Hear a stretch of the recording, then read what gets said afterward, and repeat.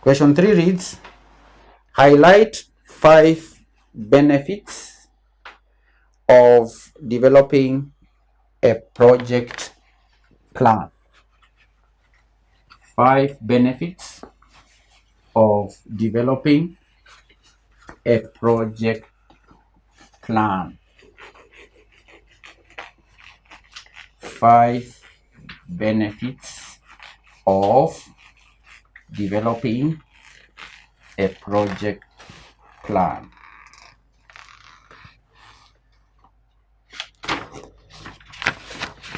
Question 3. A. Benefits of developing a project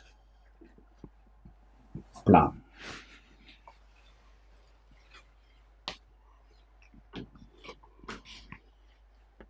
So before we get to the benefits, allow me to explain what a project plan is, then I'll give you time to give the benefits. Project plan. Those are 2 words. Project plan. It is a plan for a project.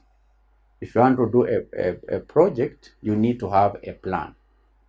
Okay, you cannot just initiate a project without a plan. So a project plan is a plan for a project. That is to say that it is a formal document that outlines the scope, objectives, tasks, timeline, budget, and resources that are required for successful execution and completion of a project. In other words, a project plan is a roadmap guiding the project team and the stakeholders throughout the project's life cycle. So it is a map, a roadmap, okay, on how a project is to be executed. So what are the benefits of a project plan? Nathaniel says it minimizes the chances of failing since it gives guiding and roadmap on how to execute the project. Now, Nathaniel, I want you to summarize what you have said in 2 words. Gladys says resource management. Resource management. Resource management. As Nathaniel rephrases his explanation, I'm not saying it's not a bad explanation, but I'm just guiding you. When answering questions, you can first of all give a summary of the benefit, then you expound. Gladys says it helps to allocate resources efficiently. Gladys says a project plan helps to allocate resources efficiently. That is correct. Resource allocation. In other words, Gladys, we can then say, because you have said it helps to allocate resources efficiently, then we can rewrite it. I'm not saying your answer is wrong, but we can also rewrite it as efficient resource allocation. Efficient resource allocation. So the benefit is on efficient resource. It helps in the efficient resource allocation. A project plan helps in identifying and allocating the necessary resources, such as personnel, such as budget, such as materials, such as equipment, in a timely and cost-effective manner. Timely and cost-effective manner, and that prevents resource shortages or even over allocation, which ensures smooth project execution. So a project plan helps in the efficient resource allocation. That is a strong point, Gladys. Nathaniel said it minimizes the chances of failing since it gives guideline and roadmap on how to execute the project. That is a good point. It is a good point, strong point. It is a strong point. And Nathaniel, just to expound on what you've said, we can summarize your point in 2 words or 3 words. We can say clear direction. Clear direction, or even and focus. I think you are talking about direction, clear direction. With a plan, then what you have said makes sense. It will minimize the chances of failing. When you have the direction, you cannot fail. If you have the direction, this is where you are going, before you start going, then there is no way you will go this way, because you have a plan that points the other way. So we said a plan is a roadmap. It shows the direction. Now, if the plan shows you the direction where you want to go, then you are not likely to go in the opposite direction, because you have a clear direction of where you want to go. So I think you have a strong point, Nathaniel.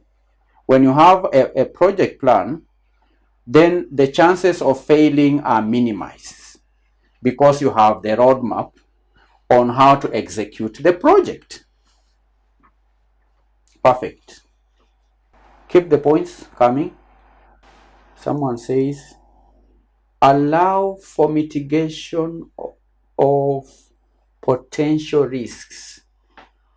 A project plan allows for mitigation of potential risk. Allows for mitigation of potential risk. That is R. Now R, expound on it. Give R the mic. Yeah, that's it. You've explained better than I would have explained it.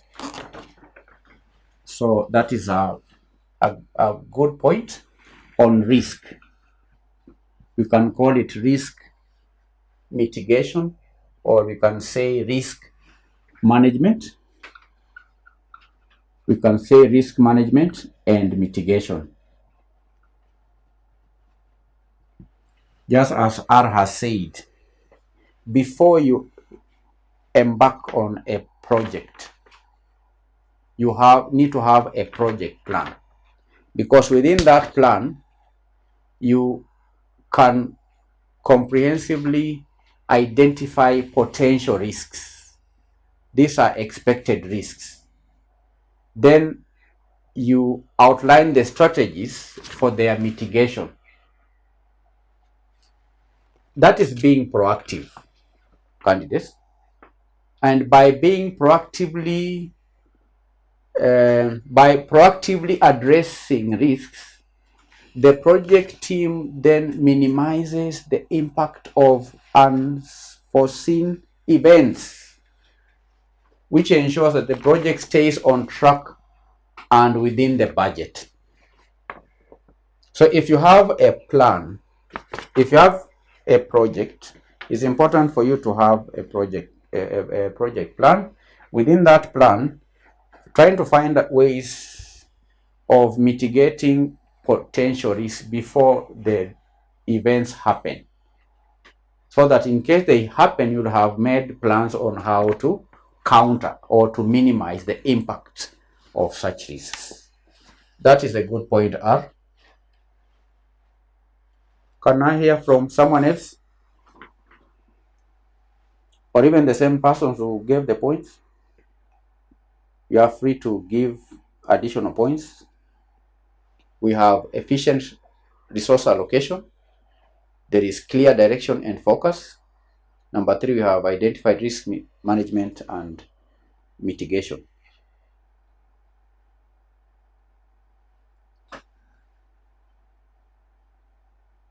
Can someone say something on communication? Because you recall, candidates, a project involves many people. Okay?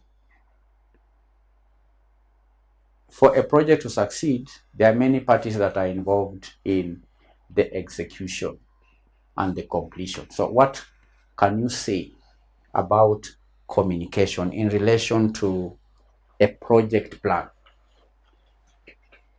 I'm giving you a hint. Yes, Corey says better communication of objectives and processes. Yeah, that is true. Better communication or improved communication. Project plan can lead to improved communication. Related to communication, we can add collaboration, because projects have to be executed by many people. All right. So having a project plan, it serves as a communication tool that facilitates information sharing among the project stakeholders, because a project plan will outline the roles, it will outline the responsibilities. A project plan can also establish what you call reporting mechanisms, and that promotes transparency, leading to improved collaboration and communication. You understand? We needed to give 5 benefits. These are 4 benefits. These are 4 benefits. Now, what can you say, candidates? I want to give you another hint in relation to controlling and, say, monitoring. Of what benefit does a project plan have on monitoring and controlling? Because when answering this question, you need to look at it in terms of the cycle, the project life cycle. A project has a life cycle, and part of the stages in this life cycle is monitoring and control. What can you say? Is there any benefit that can accrue in relation to monitoring? What do you think? If you've studied the topic on project, I think you still have it. Project management. You recall the baselines. Projects have baselines, did not? A project plan, candidates, establishes baselines. And these baselines are used for measuring progress and performance. So a project plan improves or establishes baselines for measuring progress. And you can only control or evaluate or monitor a project if you can measure progress. So a project plan can help in monitoring and controlling the project, can lead to effective, let me say effective monitoring and control. Because a plan has what I've just said, baselines or benchmarks for measuring progress and performance. And that enables regular monitoring and control of project's timeline, monitoring of the project's budget, if the project is within budget. It may also help in measuring the quality of the project, which then allows for timely adjustments and corrective actions to ensure project success. So these are 5 benefits of developing a project plan: efficient resource allocation, clear direction and focus, risk management and mitigation. Then we have improved communication and collaboration. And lastly, effective monitoring and control. Then we move on to part B. Discuss 5 barriers to successful enterprise culture. What is the meaning of enterprise culture? Culture. We know, candidates, the meaning of culture. Culture, the way we do things. The way we do things here. Enterprise refers to just corporate. Enterprise is just corporate culture. And enterprise culture refers to the shared values, shared beliefs, attitudes, and behaviors that characterize an organization and shape the way its employees interact, how its employees work, and how they make decisions. So enterprise culture is just shared values or beliefs or attitudes or behaviors. Okay? You understand? Every organization has its own unique organizational culture, what we are referring to as enterprise culture or corporate culture. In other words, corporate culture is the personality of a company. If you work for a company, you know what I'm talking about. Okay? The way a company does its things, the way the decisions are made, the way the employees work, how they interact is based on shared values, beliefs, attitudes, and behaviors. That's the meaning of enterprise culture or organizational culture. The question is, what are the barriers to successful enterprise culture? Successful enterprise culture. Because again, candidates culture can be positive or even negative. It could be good culture or bad culture. We have companies that have a culture of having top-notch customer service. Others may have opposite of that. Okay, but that's not the question. The question is, discuss 5 barriers to successful enterprise culture. What is your take? Resistance. Resistance is a good point. You are right. Barriers to successful enterprise choice. Resistance. We can say resistance to change. Resistance to change. You are right. Resistance to change. Resistance. Because we are talking about successful. But we need to explain resistance to change first.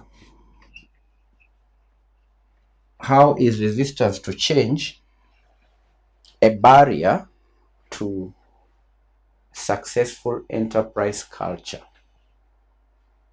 Now, here, candidates, employees may resist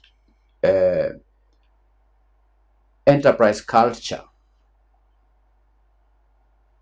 that requires strong leadership commitment and support.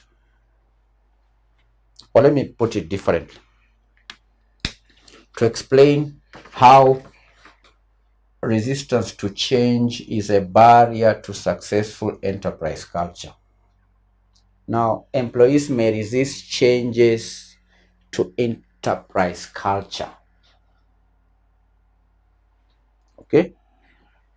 When we say successful, you need to assume here that maybe the company does not have a successful enterprise culture, and the management may want to change that negative enterprise culture to be a successful enterprise culture, changing from unsuccessful enterprise culture to successful enterprise. That process of changing may be resisted by employees because people ideally cling to old habits and practices, even if they are not aligned with their desired culture.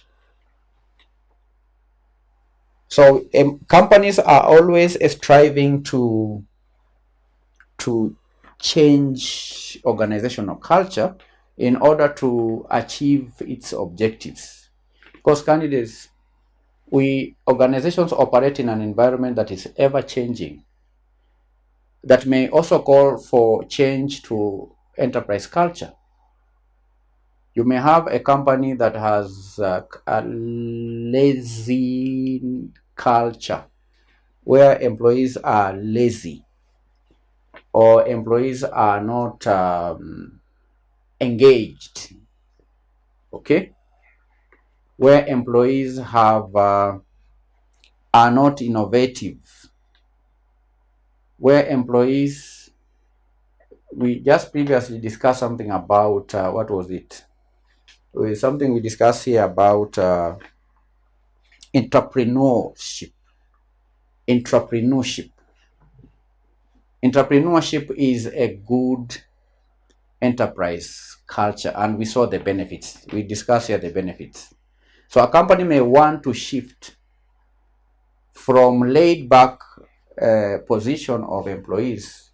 The company may want to involve employees in decision making, in giving them opportunity to come up with ideas to solve problems that the company may have.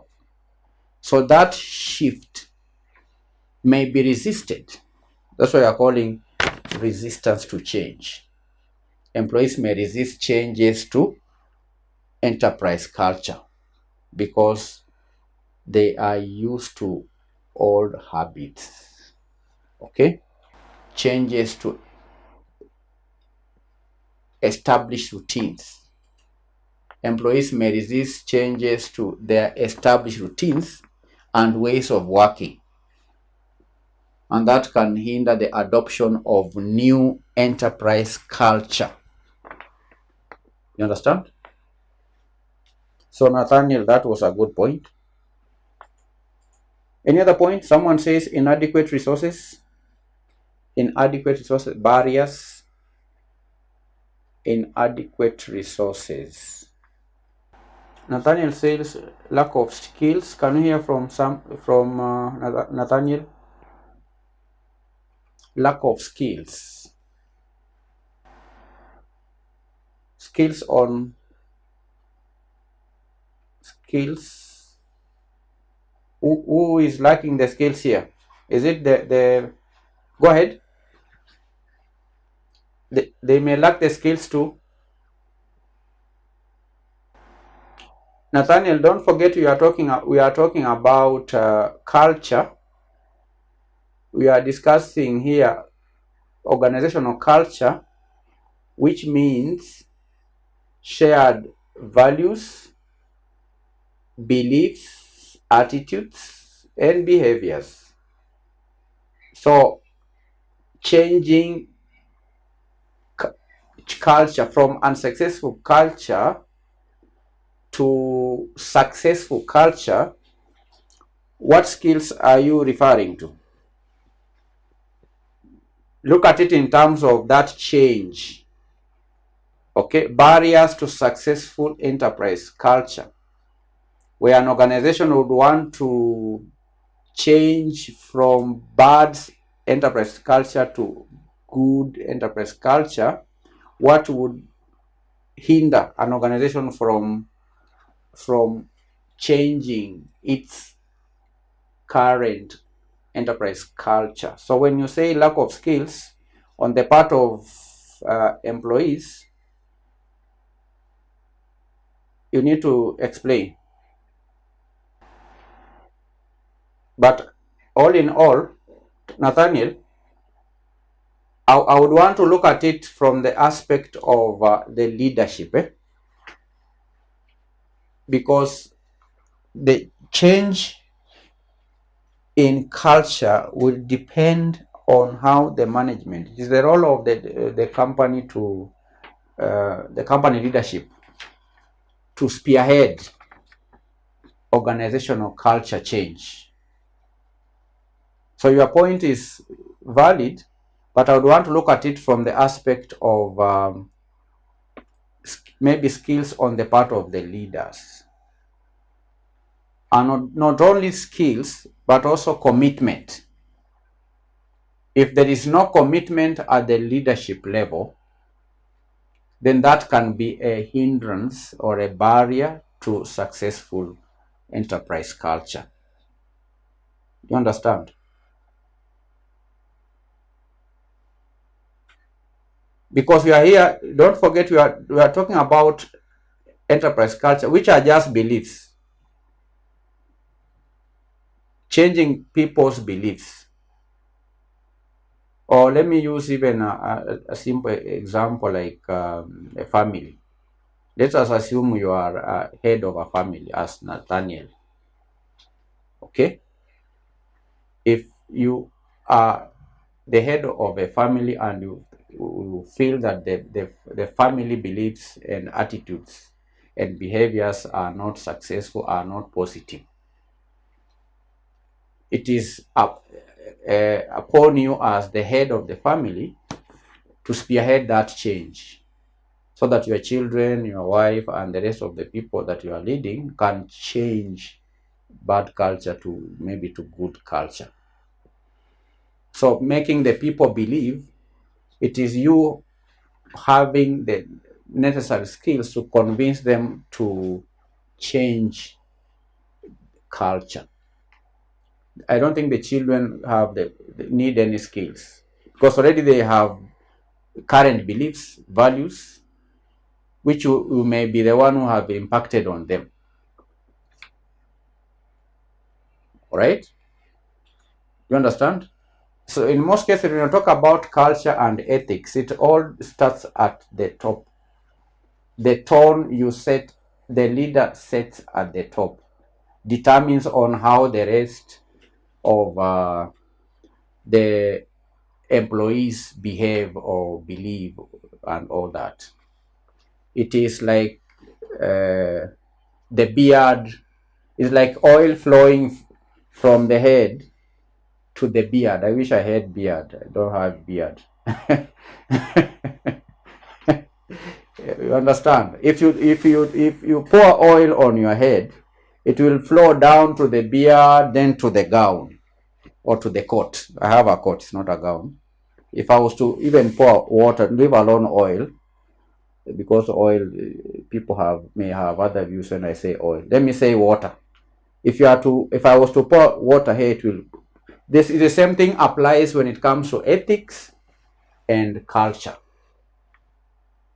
So successful organizational culture change depends on more on the leadership than the employees. So when you say skills, I would maybe explain it from that perspective. And I'm not just saying skills, but there is also the aspect of commitment. Lack of leadership commitment is a barrier. Lack of leadership commitment can be a barrier to successful enterprise culture.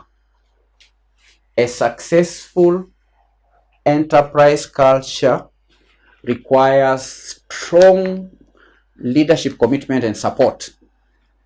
So if leaders are not actively involved in promoting and modeling the desired behaviors and values, it can be difficult to embed the culture throughout the organization. For example, if you have unethical leaders who engage in fraud, who are corrupt, okay, any form of organization, it could be even be the government, it could be an organization. If a country has political leaders who are corrupt to the core, it's not easy to convince the subordinates in government to be ethical because it flows down. I hope you understand what I'm saying. It's something I'm trying to say about leadership. And that is a principle. So it can be difficult to embed the successful culture throughout the organization if there is no leadership commitment, being committed to positive culture. Barriers, please. Someone give me another point. Corey says diversity of cultural values. R says if the employees feel undervalued or unappreciated. If the employees feel undervalued and unappreciated. So that in itself could be also culture. The culture of being undervalued. If the employees feel that or believe that they are undervalued, that in itself could be a culture. So what is the barrier to changing that culture?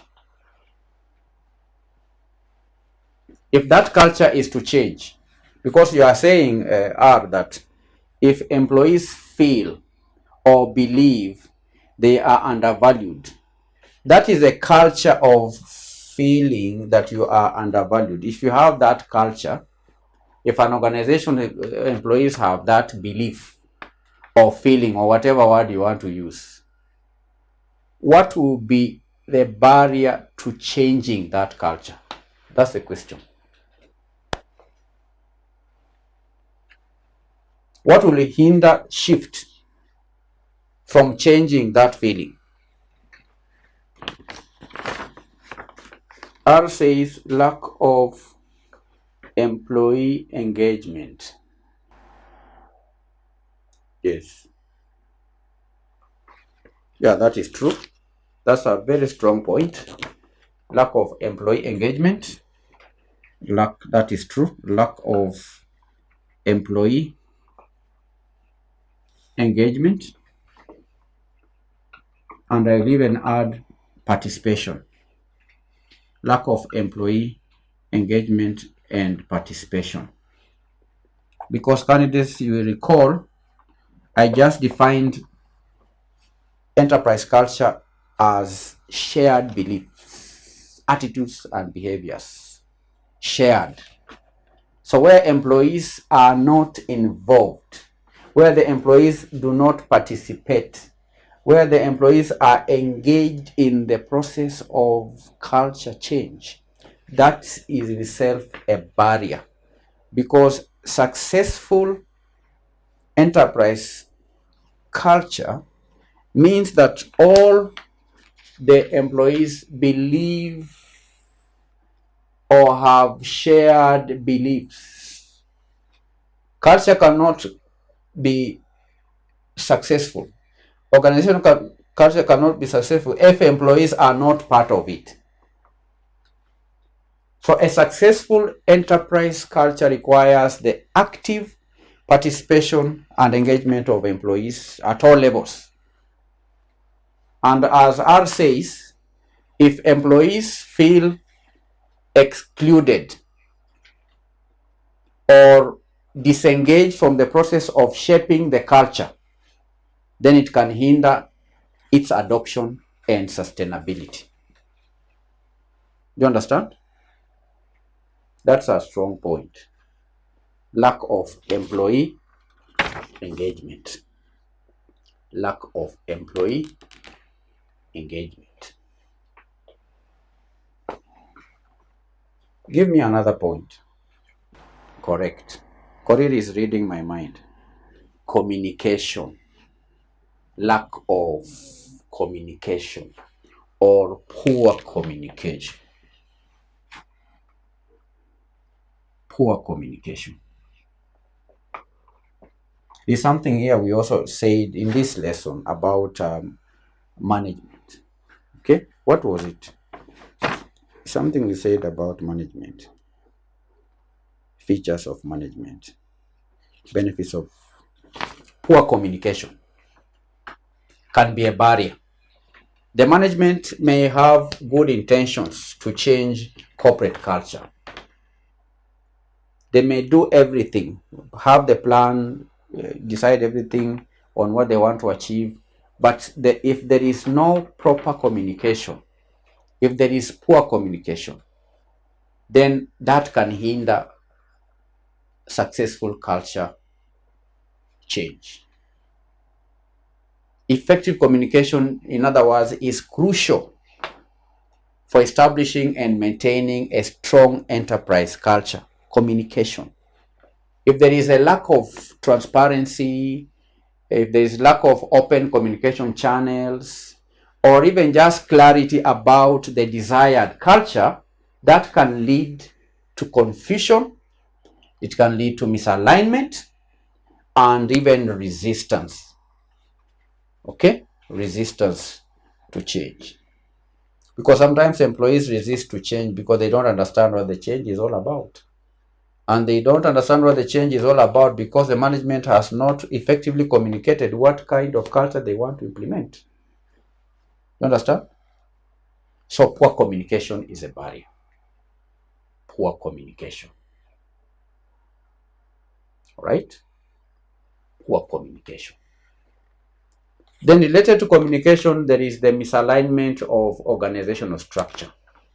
Misalignment. Misalignment of organizational structure and systems. Misalignment of organizational structure and systems. What do I mean? Misalignment of organizational structure and systems. If the existing organizational structure, systems, and processes are not aligned with the desired organizational culture, it can create barriers to its implementation. Do you understand? For example, if you have a hierarchical or a tall structure with many organizational management levels, where the employees cannot have access to the top management. I'm giving an example of misalignment. That can be a barrier to successful enterprise change. Misalignment with It is misalignment with, not of. Misalignment with organizational structure. If the culture change is not aligned with organizational structure, is not aligned with the organizational system, is not aligned with the organization's processes. If the culture change, if what is being initiated, if the changes, organizational culture changes that are being initiated are not aligned with the organizational structure, or they are not aligned with the organizational processes or systems, then that can be a barrier to the successful implementation of enterprise culture. You understand? So these are 5 barriers to successful enterprise culture. 1, 2, 3, 4, 5. 10 marks. Now the question was a bit tricky, candidates, because of the way it was phrased. And the interpretation of the question depended on how the candidates answered it. Barriers to successful enterprise culture implies barriers to enterprise culture change. Do you understand? It implies change because of this word successful. It means that the company wants to change organizational culture. So what will be the barriers to that effort of changing organizational culture? If the candidate did not interpret the question that way, then you find that the answers given here are not the right answers. Okay? So we've answered 2 questions in our today's lesson. Thank you. I wish you all the best. Good night and bye-bye.